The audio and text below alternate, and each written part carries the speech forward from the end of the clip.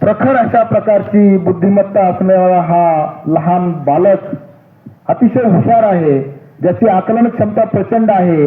आणि मग त्या मुलांसोबत इंग्रजीचे धडे गिरवायला सुरुवात महात्मा ज्योतिबा फुले यांनी पुणे या ठिकाणी केली. यांच्या महानतेचं जर आपण विश्लेषण करण्याचा जर प्रयत्न केला तर हंटर कमिशन भारतामध्ये जेव्हा आलं, म्हणजे शिक्षणामध्ये भारतामध्ये कशा प्रकारच्या उपाययोजना केल्या पाहिजे, कोणती पद्धत अवलंबली पाहिजे, आणि त्याच्या समोर ज्या मोजक्या भारतीय लोकांना मत मांडण्यास सांगण्यात आलं, त्यामध्ये हंटर कमिशनला सामोरं जाण्याचा मान या महान विद्याविभूषित व्यक्तीला त्या ठिकाणी मिळाला. एवढंच नाही तर 150 वर्षापूर्वी शेतकऱ्यांचा आसूड नावाचा जो ग्रंथ त्यांनी लिहिलाय, आज जरी वाचला आपण तर शेतकऱ्यांची दयनीय अवस्था 150 पावणे 200 वर्षापूर्वी जशी होती तशीच आपल्याला त्या ठिकाणी बघायला मिळते. म्हणजे वेगवेगळ्या दलाली असेल, खर्च असेल, आणि एवढं अशा प्रकारचं मत त्यांनी मांडलं. त्याच्यावरती उपाययोजना सुचवण्याचं काम 150 वर्षापूर्वी त्यांनी केलं.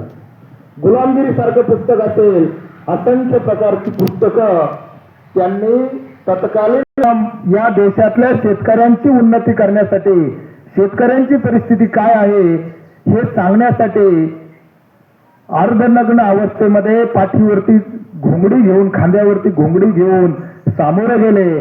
बाकीच्या अधिकाऱ्यांना वाटलं असेल की ही व्यक्ती काय बोलणार, परंतु अस्खलित विथ फोनेटिक्स इंग्रजीमध्ये अतिशय चांगल्या पद्धतीनं आपल्या भारतीय शेतकऱ्यांची, भारतीयांची परिस्थिती त्या राणी व्हिक्टोरिया समोर इंग्रजीतून मांडण्याचं काम या महान पुरुषानं केलं.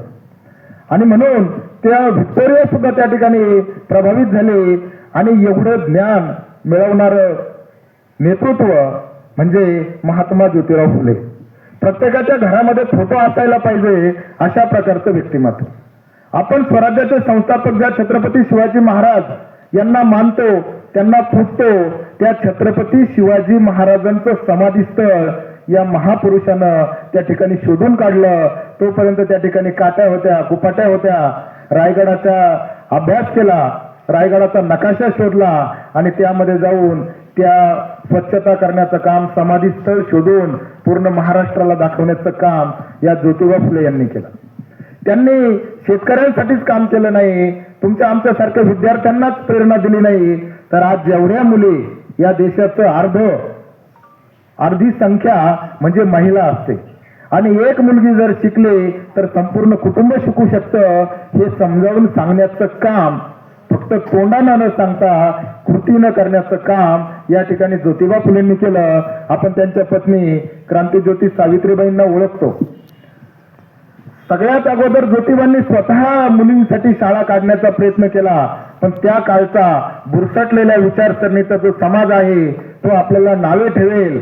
एका पुरुष शिक्षकासमोर आपल्या मुलींना कसं पाठवायचं यावरून टीका टिप्पणी होईल, म्हणून त्यांनी स्वतःच्या अडाणी पत्नीला सावित्रीबाईंना एकदा घरी शिकवलं आणि भिडेवाड्यामध्ये 1848ला पहिली मुलींची शाळा काढण्याचं काम त्यांनी केलं.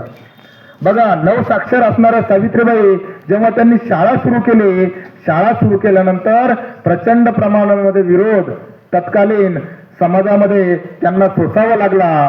कारण अनर्थ झाला, कली आला, महिला शिकायला लागल्या असं समजून तत्कालीन जे काही पुराणमतवादी विचाराची लोक होती, बुरसटलेल्या विचारसरणीची लोक होती, त्यांनी शेण मारणं, दगड मारणं, नाचक्की करणं, अपमानास्पद शिवीगाळ करणं अशा प्रकार